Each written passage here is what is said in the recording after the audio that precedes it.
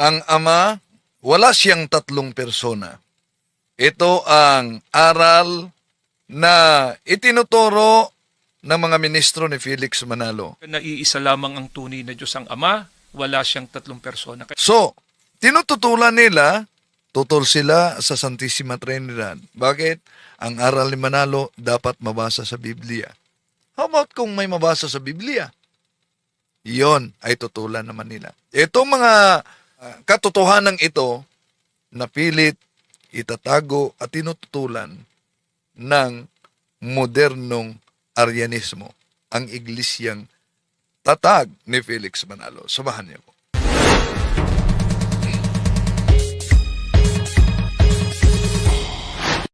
Kumusta? Welcome. Muli ito inyong lingkod, Brad Wendell Talibong, makasama ninyo sa pagkakataong ito. At sa mga suki nating taga-subaybay, huwag kalimutang pindutin ang like sa ating live at huwag ding kalimutang mag-subscribe at pindutin ang bell button para updated kayo, mag-comment at i-share ninyo. Ating tatalakayin itong pahayag sa ministro ni Felix Manalo na ang nag-iisang Diyos. Nung mabasa niya ang mga talata sa Biblia, na doon ay pinakikilala kung sino at ilan lamang ang tunay na Diyos.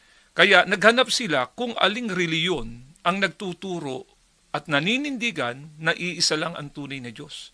Nakita nila at nabasa nila sa mga online post ng Iglesia ni Cristo, sa mga official website nito, na ang Iglesia ni Cristo ay naninindigan na iisa lamang ang tunay na Diyos ang Ama, wala siyang tatlong persona. Well, kung yun ba ang batayan para magiging tunay na dahil nanindigan na ang Diyos ay walang tatlong persona, si Kibuloy, pareho sila. Si Kibuloy, nanindigan din against sa Trinity. Ang problema lang, kaiba ang aral sa iglesia na tatag ni Felix Manalo at ang siktang tatag ni Kibuloy. Dahil kay Manalo, hindi sila naniniwala na si Kristo ay Diyos. Pero si Kibuloy naniniwala na ang ating Panginoong Jesucristo ay Diyos. Sa kay Felix Manalo, anghel si Felix Manalo. Huling sugo. Kay Kibuloy, appointed son of God, owner of the universe. Diba? Ang saya-saya sa mga aral na ito. At daming nadala nila. Ngayon, ating tatalakayin mga kapatid, totoo ba itong sinabi ng ministro ni Felix Manalo na ang nag-iisang Diyos ay walang tatlong persona? Susuriin muna natin mga kapatid. Kung totoo ba ito, batay mismo sa Biblia. Ano ba ang persona? Anong pagkaiba sa Diyos at persona? Ating tatalakayin din yan batay sa teolohiya ng simbahang Katoliko. No? Totoo naman na monotheism. May iisang Diyos sa kalikasan. Sa kalikasan, essence and nature. So, ang Diyos ay iisa sa kalikasan. Iisa ang kaniyang pagkadiyos, ang kaniyang kapangyarihan, ang kaniyang pagkawalang hanggan, at ang pagkadiyos na likas sa kaniya.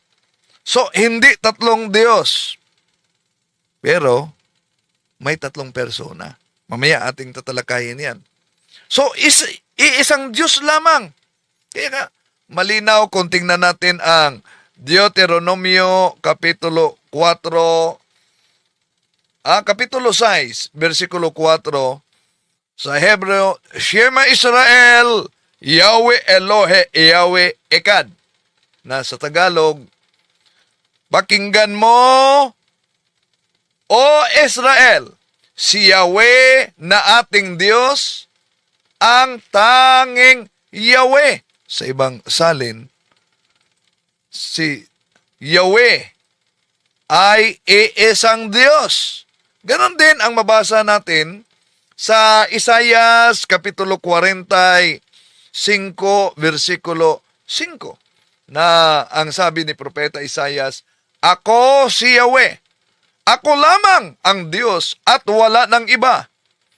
palalakasin kita kahit hindi mo ako nakilala. So, walang tutol, mga mahal na kapatid, na may iisang Diyos. Pero, ang tinututulan nitong iglesia ni Felix Manalo, kahit na kay Kibuloy, at iba pang mga siktang bago lang lumitaw sa mga modernong panahon, mga kapatid, na walang kaugnayan sa iglesyang tatag ng ating Panginoon Jesucristo, tutol sila na itong nag-iisang Diyos ay may tatlong persona na magkakaiba sa relasyon, hindi sa kalikasan, hindi sa essence, hindi sa nature. So, ang Diyos ay iisa sa kalikasan, ngunit tatlong persona. Mabasa ba yan sa Biblia? Yan, tatalakayin natin mga kapatid punto por punto. No? Dahil yun talaga ang tinututulan nila. So, makatulong kayo sa evangelization natin na ito kung share ninyo ang video ito sa mga kapwa Katoliko at lalo na kahit sa mga kaanib sa Iglesia ni Manalo para mabuksan ang kanilang isipan, lalo na sa mga nagtulog-tulugan sa katotohanan. Okay. So, ang Diyos iisang Diyos, pero may tatlong persona magkaiba sa relasyon, hindi sa kalikasan. So, ang Diyos Ama, siya ang nagpasimula, naglalaan, siya ang pinanggagalingan. Ang Diyos Anak, ang salitang nagkatawang tao, Juan Kapitulo 1, versikulo 1, Juan Kapitulo 1, versikulo 14. Siya ang tagapamagitan, 1 Timoteo Kapitulo 2, versikulo 5, at tagapagligtas. Ang Espiritu Santo naman ay nagbibigay buhay, gumagabay, nananahan sa mga sumasampalataya. So, ang persona ay hindi ito katumbas ng tao, mga kapatid. Ang persona ay distinct identity, yun ay tinatawag na hypostasis. Distinct identity, hypostasis. So, ibig sabihin, mga kapatid, sila'y magkaiba. Magkaiba sa pagkakilanlan, magkaiba sa tungkulin, at sa relasyon sa isa-isa. Ngunit, iisa sa likas na pagka-Diyos. So, paano magkaiba ang Ama, Anak at Espiritu Santo? Alam naman natin, sa Trinity na theology, ang Ama ay hindi ang Anak. Makita yan sa Juan Kapitulo 17:1 at ito'y ginagamit din ng mga ministro na nauna nating sinagot. No? Juan 17:1. Pagkasabi ni Jesus ng mga pananalitang ito, tumingala siya sa langit at kaniyang sinabi, Ama, dumating na ang oras, parangalan mo na ang iyong anak upang parangalan ka niya. So dito, malinaw mga kapatid na ang Ama, hindi ang anak. Ang anak, hindi rin ang Ama. At ang Espiritu, hindi rin ang anak at hindi rin ang Ama. Kaya, kung tingnan natin ang Juan Kapitulo 14, versikulo Juan 14, versikulo 16. Ito ang sabi. Dadalangin ako sa Ama upang kayo'y bigyan niya ng isa pang patnubay na magiging kasama ninyo magpakailanman. So dito, ang nagpahayag, dadalangin ako sa Ama, ang ating Panginoon Jesucristo, upang kayo'y bigyan niya ng isa pang patnubay na magiging kasama ninyo magpakailanman. So, ang magbigay, ang Ama, at ang ibigay, ang Espiritu Santo. So, ang Espiritu, hindi ang Ama. Juan Kapitulo 14, versikulo 26. Ito ang ating mabasa. Ngunit ang patnubay ang Espiritu Santo na isusugo ng Ama sa pangalan ko, ang siyang magtuturo sa inyo sa lahat ng bagay at magpapala ng lahat ng sinabi ko sa inyo. See? So, ang Espiritu, hindi ang Ama. Hindi rin ang Anak. Magkaiba sila. Ngunit, hindi magkahiwalay. Ang kanilang kalikasan ay iisang pagka-Diyos. Iisa ang Diyos sa kalikasan, tatlo ang persona sa ugnayan at sa pagkakakinlanlan. Yun ang tinatawag na hypostasis. No, mga kapatid. So, hindi tatlong Diyos, kundi iisang Diyos na may tatlong persona. Hindi iisang Diyos na papalit-palit ng anyo. Yun ang heretic na modalism. Magkaiba ang Ama, ang Anak, at ang Espiritu, ngunit iisa sa pagka-Diyos. At yung magkaiba, Ama, Anak, Espiritu, iisa, kung ang batayan nila letra por letra, ito'y mabasa natin sa 1 John chapter 5 verse 7. And there are three that gave testimony in heaven. The Father, the Word, ang salita, and the Holy Ghost, ang banal na Espiritu. And these three are one. Ano daw? And these three are one. Hindi sinabi diyan, mga kapatid, na and these three are three. Salamat po ni kapatid na Flor de Lisa Diaz. Maraming salamat, kapatid. So, napakalinaw, mga kapatid. Napansin nyo? Di ba letra por letra gusto nila? May palusot na naman sila pag mabasa yan. 1 John chapter 5 verse 7. Doe Rems Bible. And there are three who gave testimony in heaven. The Father, the Word, and the Holy Ghost, and these three are one. Hindi sinabi, and these three are three.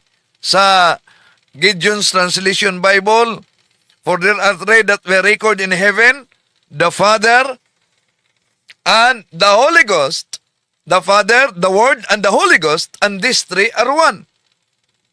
At ito ay tinawag na Triune God. Kung sundin natin ang Bibliang The Voice na ginagamit din ng mga ministro ni Felix Manalo. Asan mabasa? San Mateo Kapitulo 28:19. Go out and make disciples in all nations, ceremonially.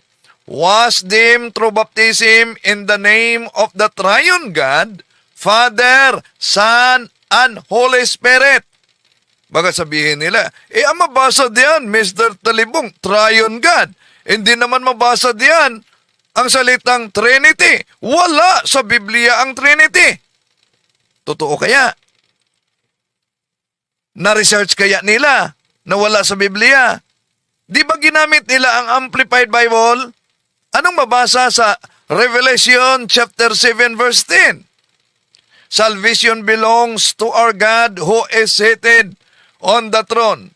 And the Lamb, our salvation, is the Trinity to give unto God the Trinity we owe our deliverance. Nako, kung dito lang, mga kapatid, sa letra por letra nila na doktrina na nabasa natin ang Trinity, kung balikan natin si Mr. Arnel Tumanan, sabi niya, dito pa lang. Wala na, tapos na ang boxing. Pakinggan natin muli. mga Nung mabasa niya ang mga sandali, talata sa Biblia, ito. na doon ay Mapatutunayan daw ba talagang si Kristo ay tao? Batay sa Biblia? Opo. Juan 8:40. Ito po ay pangungusap mismo ng Panginoong Heso Kristo. Ito po. Ngunit, ngayoy pinagpipilitan ninyong patayin ako na isang taong nagsasalita sa inyo ng katotohanang narinig ko sa Diyos. Siguro naman, kumbaga, sa kasabihan nga nila, tapos na boxing dapat dito So tapos na ang boxing dapat umano diyan. Pero wala namang mabasa diyan na dahil inamin ng ating Panginoon Kristo siyang tao, hindi siya Diyos. Pero sa pagtutol nila sa Trinity na ang kanilang argumento walang mabasa sa Biblia ang Trinity. Pero sa Biblia ang ginagamit nila at madalas nilang gamitin, Amplified Bible, Revelation chapter 7 verse 10. Amplified Bible. Salvation belongs to our God who is seated on the throne. And the Lamb, our salvation, is the Trinity to give unto God the Trinity we owe our deliverance. Ito na talata mga kapatid, ang masasabi natin, tulad sa sinabi ni Mr. Arnel Tumanan, sa boxing pa lang, tapos na. Bakit? Ang kanilang paliwanag, hindi totoo ang Trinity dahil di mabasa sa Biblia. Ngayon, nabasa na.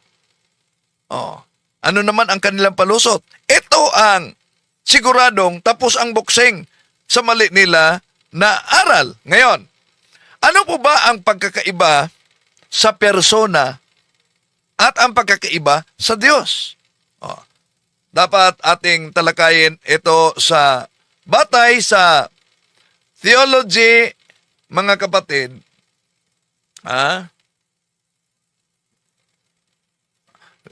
Batay sa theology ng simbahang Katoliko, sa tunay na Kristiyano, ano ba ang pagkakaiba sa persona at sa pagkadiyos? Tandaan natin mga kapatid, ang pagkakaiba sa persona at sa Diyos ayon mismo sa teolohiyang Katoliko, lalo na sa mga naniwala sa Holy Trinity. At gagamit tayo ng madaling halimbawa mga kapatid para madaling unawain. Ano ang Diyos? Ang Diyos ay tumutukoy ito sa iisang Diyos, of course. Shema Israel, Yahweh Elohim, Yahweh Echad. Makinig ka Israel. Si Yahweh ay nag-iisang Diyos. Walang tutol tayo.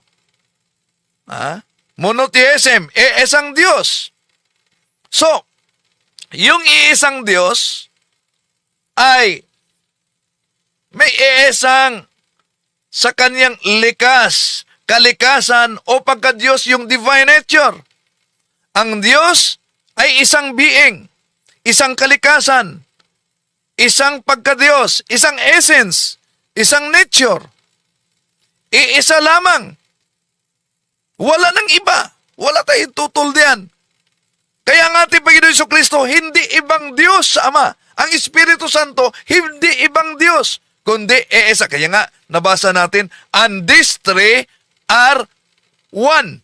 Hindi sinabi, and these three are three. So, iisang kalooban sa likas na pagka-Diyos.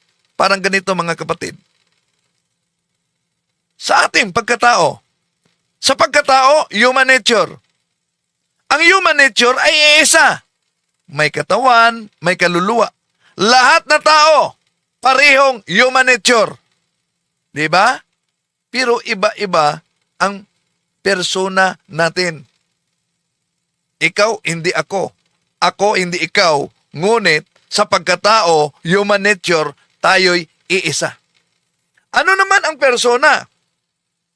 Ang persona ay tumutukoy ito sa kung sino. Ibig sabihin, ito'y identity. Ito ang nagdala ng kalikasang iyon, mga kapatid. Ang persona ay identity. Ito ang nagpapahayag ng sarili. So, sa doktrina sa Trinidad, ang Ama ay Diyos. Ang Anak ay Diyos. Ang Espiritu Santo ay Diyos. Tatlo ba ang Diyos? Unang Juan 5:7 na binasa natin, and these three are one. Pero ang Ama ay persona. Ang Anak ay persona. Ang Espiritu Santo ay persona.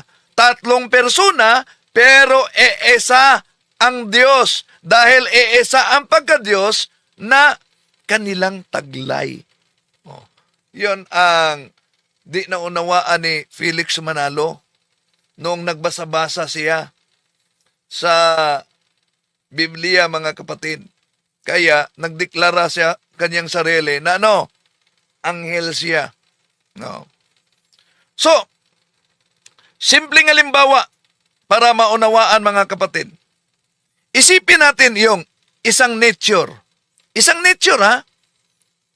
Pero, tatlong persona. Isipin natin, ito'y halimbawa, ha? Hindi naman perfecto, pero makatulong ito. Halimbawa, ang apoy. Ang apoy ay iisang nature, iisang essence. Pero ang apoy, meron siyang init, meron siyang liwanag, meron siyang enerhiya. Pero maaring iba't iba ang pinagmulan sa apoy. Pwedeng galing siya sa kandila. May apoy sa kandila. Pwedeng apoy sa sulo. Pwedeng apoy sa kalan. So, iba-iba ang pinagmulan sa apoy. Pero iisa lang ang kanilang nature na merong init, liwanag, enerhiya. Magkaiba ang pinagmulan. So, parang persona. Magkaiba ang persona, pero isang nature ang pagka-Diyos. Magkaiba ang pinagmulan sa apoy na binigay nating halimbawa, pwedeng sa kandila, pwedeng sa sulo, pwedeng sa kalan, pero iisa ang kanyang nature, apoy.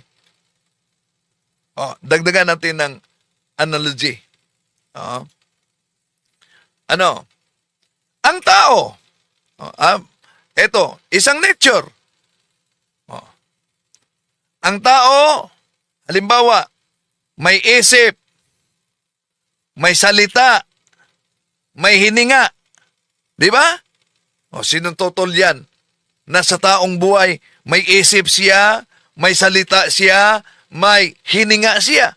Magkaiba ang mode of existence. Pero iisang buhay na nagmumula sa isang duyan ng pagkatao, mga kapatid. So, bakit mahalaga ang pagkakaibang ito? Bakit mahalaga ang pagkakaiba? Kung Diyos si Jesus, Diyos din ang Ama, Diyos ang Espiritu Santo. Kapag sinabi sa Biblia, may iisang Diyos, tumutukoy sa iisang kalikasan yan, mga kapatid. Ulitin ko, Kaya nga, letra por letra ang pagbasa sa mga ministro, di talaga nila naunawaan ang misteryong teolohiya sa Holy Trinity. Dahil ang simbahan katoliko ang may karapatang magpaliwanag diyan, dahil ang simbahan katoliko ay siya ang haligi at suhay ng katotohanan, unang Timoteo Kapitulo 5, versikulo 15. So, pag binanggit sa Biblia, may iisang Diyos, tumutukoy yan sa iisang kalikasan. Ang Ama, iisang Diyos. Tumutukoy siya sa persona ng Ama. Si Kristo ay tao. Tumutukoy siya sa kalikasang kinuha niya. Ang salita ay Diyos. Yan. Tumutukoy yan sa kalikasan ng anak, nakasama na noon sa Ama. Juan Kapitulo 1, versikulo 1, Juan Kapitulo 1, versikulo 14, naging tao. Kaya maaring tama ang lahat ng ito, mga kapatid, at hindi ito nagkakasalungatan. Walang contradiction. May iisang Diyos, ibig sabihin, nature. May tatlong persona, nagkatawang tao ang anak, si Jesus. Nanatili siya na Diyos sa kalikasan. At ang Espiritu Santo ay pinadala para maggabay sa mga sumasampalataya. 14:16. So, ang Diyos mga kapatid, ulitin natin, anong pagkakaiba sa Diyos at persona? Ang Diyos, kung ano siya, yon ay nature, iisa. Ulitin ko, no, para sa mga nagsubaybay, ang Diyos, kung ano siya, nature, iisa lang. Persona, kung sino siya, identity, tatlo yan. At yung tatlo, Ama, Anak, and Espiritu Santo, at nabasa natin na yung Ama, Anak, at Espiritu Santo, anong sabi sa 1 John chapter 5 verse 7? And there are three that gave testimony in heaven, the Father, the Word, and the Holy Ghost, and these three are one. Ano daw? And these three are one. Hindi sinabing, and these three are three. Ang ginamit natin na salin sa Biblia, yung Biblia na palaging ginagamit ng mga ministro sa kanilang pangangaral, mga kapatid. Oh. Yon mismo ang ginagamit natin. Oh. Ngayon, okay, salamat sa mga nagkomento. Pwede ninyo ilagay kung saan kayo base ngayon, no, para laman natin kung saan napaabot itong ating diskusyon. Okay, tuloy natin. 'Di ba? Ang batayan letra por letra dapat mabasa. O kung mapansin nila, kahit itong salin na Biblia, ito ginagamit nila dahil bawat doktrina may katumbas na salin sa Biblia. Ngayon, balikan natin. Unang 1:5-7. And there are three who gave testimony in heaven, the Father, the Word, and the Holy Ghost, and these three are one. Napakalinaw, and these three are one. At itong these three are one, kung gamitin natin ang salin na Biblia na ginagamit din ng mga ministro sa kanilang pangangaral, yung the voice, di nila masabi na hindi mabasa. Dahil mabasa sa Mateo Kapitulo 28, versikulo 19, Go out and make disciples in all nations, ceremonially wash them through baptism, in the name of the Father, in the name of the Triune God, Father, Son, and Holy Spirit. Oh. So, merong Triune God. Ano yung Triune God? Trinity. Pero sa isa pang Bible na salin na ginagamit nila. Kaya di totoo yung mga aral nila na ang Trinity di mabasa sa Biblia dahil kahit sa salin na ating pinakita ngayon, itong mga salin na ito ginagamit nila. Pero ang punto, iniwasan nila at hindi nila ipinaalam. Ito ang katotohanang itinago nila. Revelation, balikan natin, 17. And in a loud voice, they cried out, saying, Salvation belongs to our God who is seated on the throne, and the Lamb. Our salvation is the Trinity. To give unto God the Trinity, we owe our deliverance. Oh. Kaya kung ibalik natin ang pahayag ni Arnel Tumanan, mga kapatid, na ministro ni Felix Manalo, ano nangyari? Tapos na daw. Tapos na ang boxing. Mga salin sa Biblia yan na ginagamit nila. So, kung ibalik natin sa kanila, Wala na. Tapos na ang boxing, mga kapatid. Okay, ngayon, isa-isahin natin ang kanilang argumento sa pagtutol nila na si Kristo ay, balikan natin ha, si Kristo ay tao, hindi Diyos. Kaya, kung maraming na paniwala nila, at pwede ninyong i-forward ito sa mga kilala ninyong kaanib sa INC, baka sakali na makatulong ito para mabuksan ang kanilang isipan, mga kapatid. Dahil ano ang batayan ng mga ministro? Na ang ating Panginoon Jesucristo ay tao sa likas na kalagayan, hindi kapantay ng Diyos. Dahil may iisang Diyos para sa kanila, kung si Kristo ay Diyos, dalawa ng Diyos, ibig sabihin, magiging ibang Diyos si Kristo sa Ama. Hindi siya iisang Diyos. Ang batayan ng ministro na ang ating Panginoon Jesucristo ay hindi Diyos dahil dito. Mapatutunayan daw ba talagang si Kristo ay tao? Batay sa Biblia? Opo. Juan 8:40. Ito po ay pangungusap mismo ng Panginoong Hesukristo. Ito po.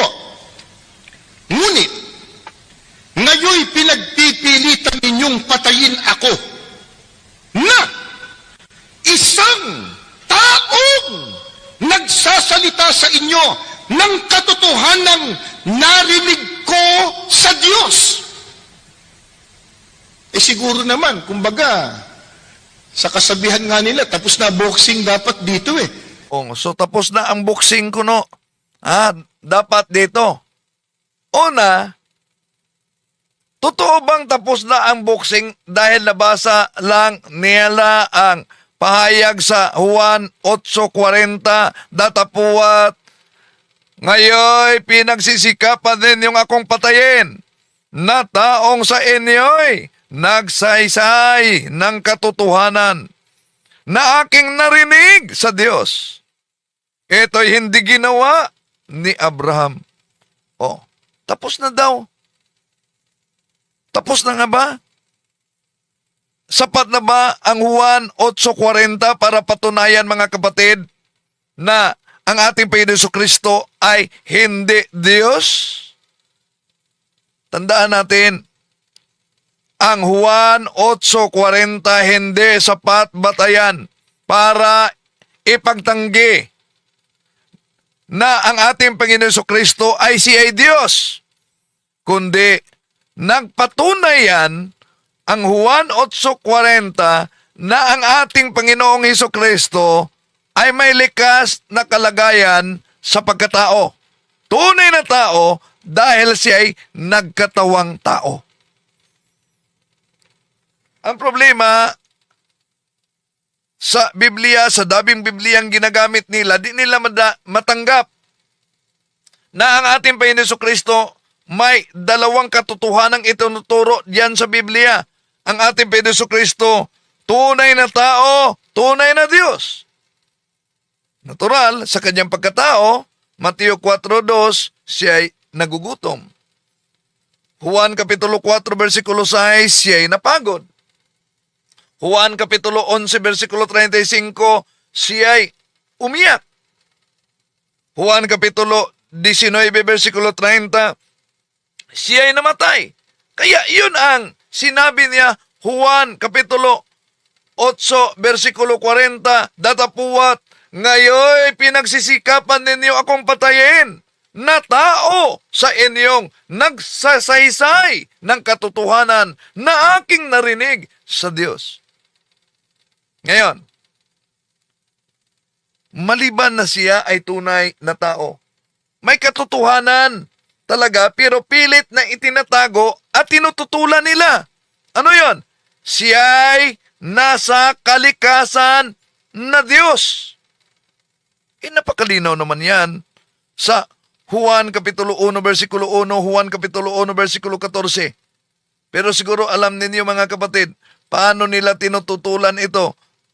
Ang Juan Kapitulo 1, kahit footnote. Kahit footnote, minagic. Alam niyo naman yan. No? Sa susunod, pakita natin yan mga kapatid. Imagine, kahit footnote, minajik pa, dinaya ang footnote. Bakit dinaya? Pakita natin mamaya siguro. Okay. So, ang Juan Kapitulo 20-28, isang deklarasyon. Isang deklarasyon ni Santo Tomas. My Lord and my God. Anong palusot sa iglesia? Anong palusot? Si Tomas ay nagulat lang. Oh, yan. Para lang kanilang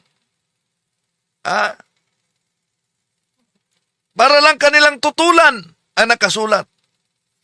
Hindi totoo ang Juan Kapitulo. Maniwala ba kayo? So, meron tayong katanungan pala dyan, no? Mga kapatid, ang tanong diyan, maniniwala ba kayo sa sabi ng ministro, ang nag-iisang Diyos, walang tatlong persona? Yes or no? 12% yes, 88% no. So maraming salamat sa sali ninyo sa question and answer diyan. Okay. So, natalakay na natin ito, Juan Kapitulo 20-28, nagulat si Tomas sa kanyang pahayag daw, Panginoon ko at Diyos ko. Pero ano itong Pilipos 2:6? Siya ay nasaan yung Diyos? Nagulat pa ba yan? Kolosas Kapitulo 2, versikulo 9, sa kaniya nananahan ang kapuspusan sa pagka-Diyos. O, nagulat pa ba yan?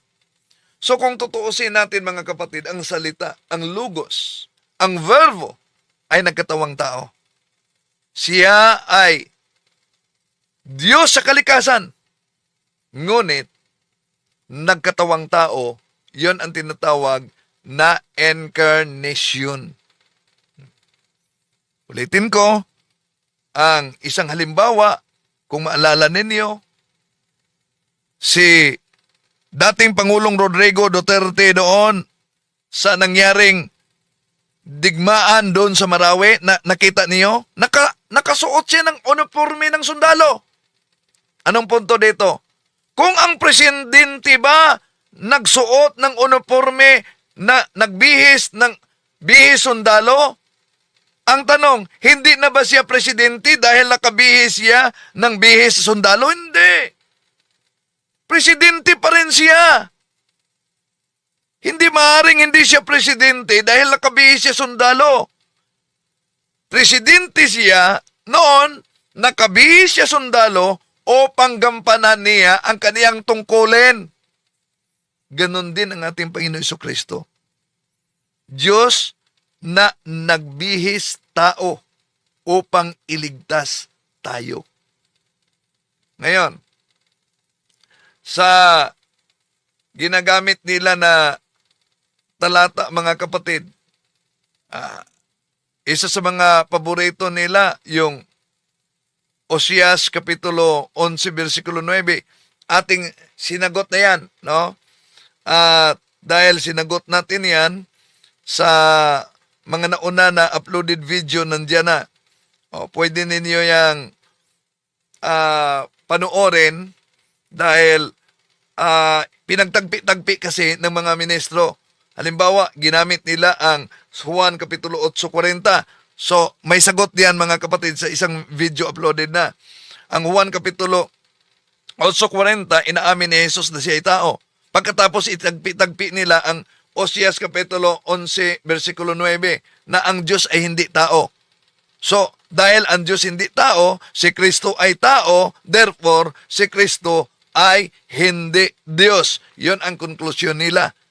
Pero, nauna natin na ipinaliwanag yan na ang Oseas 11:9 na ako ay Diyos, hindi tao, hindi ito tumutukoy sa ating Panginoong Hesus o sa doktrina ng incarnation, yung pagkakatawang tao sa Diyos. ang konteksto sa Oseas Kapitulo 11, versikulo 9, iba. Oh. At yung ginagamit nilang Ezekiel Kapitulo 28:2, sinagot na din natin yan mga kapatid. Ibang talata yan. Yon ang ginagamit nila matapos nila ipagtagpi-tagpi ang Juan 8:40. Mapatutunayan daw ba talagang si Kristo ay tao? Batay sa Biblia? Opo. Juan 8:40. Ito po ay pangungusap mismo ng Panginoong Heso Kristo. Ito po. Ngunit, ngayoy pinagpipilitan ninyong patayin ako na isang taong nagsasalita sa inyo ng katotohanan. Ayan, may pasigaw-sigaw pa, no? Isang tao at dinagdag ang Oseas 11:9. Oseas 11:9 po. Pakinggan po ninyo. Hindi ko isasagawa ang kabangisan ng aking galit. Hindi ako babalik upang ipahamak ang Efraim sapagkat ako'y Diyos at hindi tao. Ayan, ako'y Diyos at hindi tao. At idagdag din nila ang Ezekiel 28:2. Basahin po natin dito sa Ezekiel 28. Ang talata po ay 2. Ganito po ang itinuturo ng banal na kasulatan. Ito po, anak ng tao, sabihin mo sa prinsipe na sa Tiro, ganitong sabi ng Panginoong Diyos, sapagkat ang iyong puso ay nagmataas at iyong sinabi, ako'y Diyos. Ako'y nauupo sa upuan ng Diyos sa gitna ng mga dagat. Gayunman, ikaw ay tao at hindi Diyos. Ayan, ang pinagtagpi-tagpi nila mga kapatid, ikaw ay tao at hindi Diyos. Kaya kung sagutin natin ito, mapansin ninyo yung iba nagkukomento sa comment section, nagagalit. Huwag kayong magalit. Pakinggan nyo. Nasa inyo tanggapin nyo ang ating paliwanag o hindi. Dahil ating ituwid lang ang mali na unawa. Huwag kayong maging brainwash dahil ayon sa ministro ni Felix Manalo, ang brainwash. Alam niyo, madaling makilala yung brainwash eh. Pag sinabi pong brainwash, sarado ang isip, yung maling ginagawa nung kanyang tagapangaral o mangangaral, hindi niya makita. Yon ang brainwash. Yung mali ang ginagawa o mano sa kanyang mga ngaral, hindi niya makita. Kaya, yung pagtagpi-tagpi nila sa Oseas Kapitulo 11, versikulo 9, na walang kaugnayan sa San Juan Kapitulo 8, versikulo 40, kumo ang ating Panginoon Jesucristo sinabi, ako'y tao, at Oseas Kapitulo 11, versikulo 9, ang Diyos ay di tao, therefore si Kristo ay hindi Diyos. Mali mga kapatid. Dahil si Kristo hindi tao na naging Diyos. Ulitin ko. Si Kristo hindi tao na naging Diyos. Siya ay Diyos na nagkatawang tao. Yon ang hypostatic union. Ang kanyang pagka-Diyos, hindi ang kanyang pagkatao. Ang kanyang pagkatao, hindi ang kanyang pagka-Diyos. Kundi ang kanyang pagka-Diyos at ang kanyang pagkatao ay isang banal na persona ni Jesus. Tulad na ang katawan ay hindi ang kaluluwa. Ang kaluluwa ay hindi ang katawan. Ngunit ang katawan at kaluluwa ay isang buhay na tao. Yan. Ang layo sa pinagtagpi-tagpi nila, Oseas 11:9. Pagkatapos dinagdag nilang Ezekiel 28:2. At ang Ezekiel Kapitulo 28:2, walang kaugnayan ito sa San Juan Kapitulo 8:40 dahil ito'y tumutukoy sa isang prinsipe ng Tiro. Yung pinuno na nagmamataas at nag-aangkin na siya ay Diyos. So ang layo. Yan ang kanilang pinagtagpi-tagpi, mga kapatid. No? Ang pinagtagpi-tagpi nila na basta lang patunayan, si Kristo ay hindi Diyos. Bakit? Malinaw yan, Contemporary English Bible. Anong mabasa sa Contemporary English Bible? Ito ang mabasa, ito ginagamit din nila, Contemporary English Bible. Unang Timoteo Kapitulo 2, versikulo 5. There is only one God, and Christ Jesus is the only one who can bring us to God. Jesus was truly human, and He gave Himself to rescue to us. So, tingnan niyo, there is only one God. Pagkatapos sinabi, Jesus is the truly human. Pagkatapos ginamit nila Contemporary English Version. Ibig ba sabihin, pinaniniwalaan nila yung version na yan? Bakit? Dahil sa Philippians chapter 2 verse 6, ang mabasa, Christ was truly God, but He did not try to remain equal with God. So kung ating hihiramin ang argumento ng ministro ni Felix Manalo, iyon, sinabi nila mga kapatid, na tapos na ang boxing. No? Tapos na ang boxing. Bakit tapos na ang boxing? Dahil yung mga mabasa diyan sa Biblia na ginagamit nila mga kapatid, klarong-klaro na yun, giba ang kanilang aral.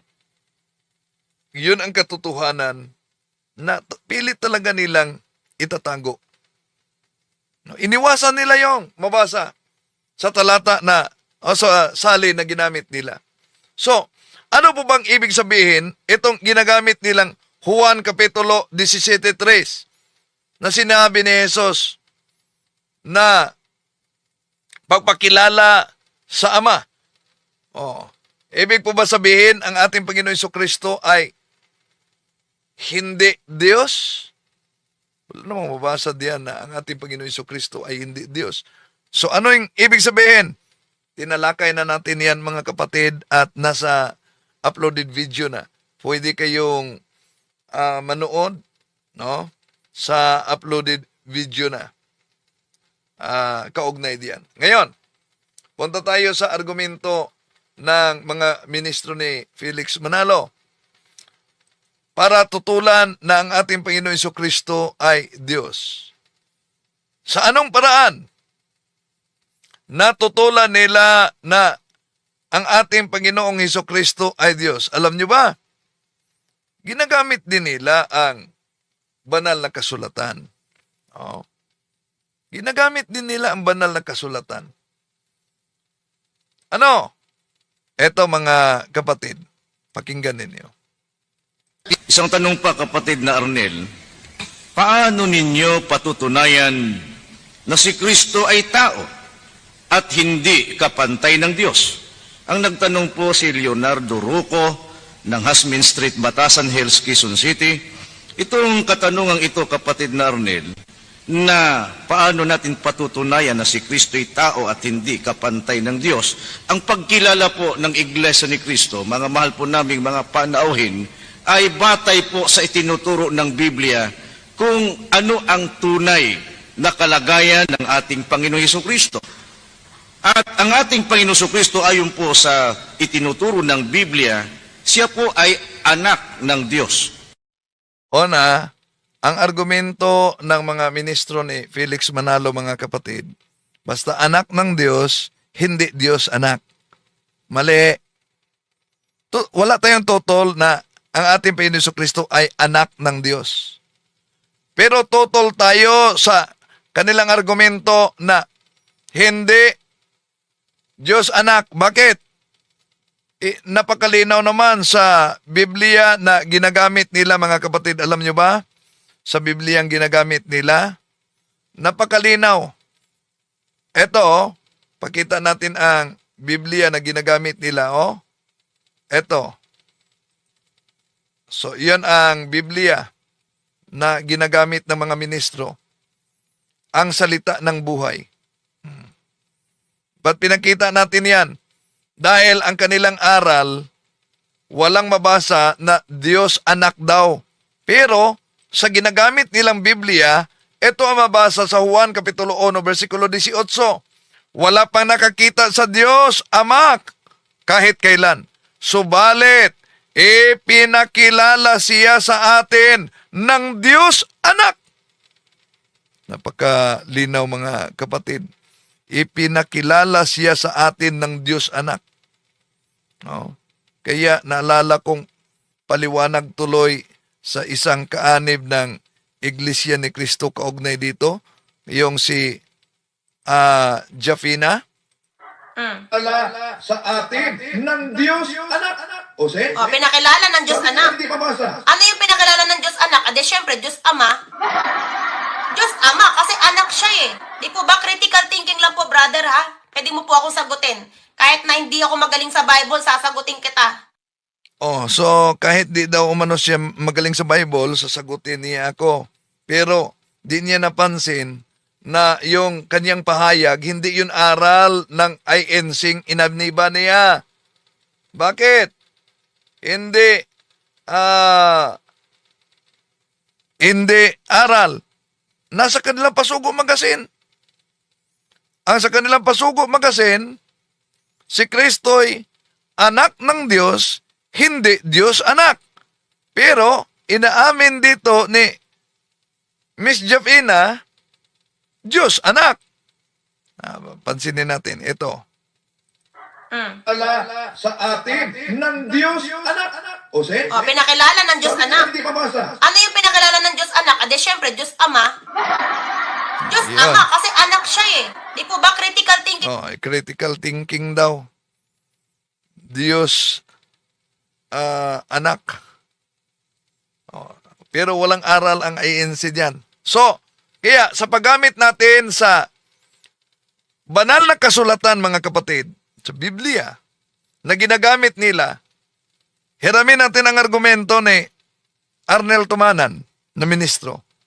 Kung sa boxing umano, wala na, tapos na. Ano pa ang kanilang batayan na ang ating Panginoon Jesucristo ay hindi Diyos? Mababasa po natin yan sa Mateo 3:17. Si Kristo po ay ginawang Panginoon. Oh, yan, ginawang Panginoon. Nasagot na natin yan, nasa uploaded video na yan para sa gustong manood.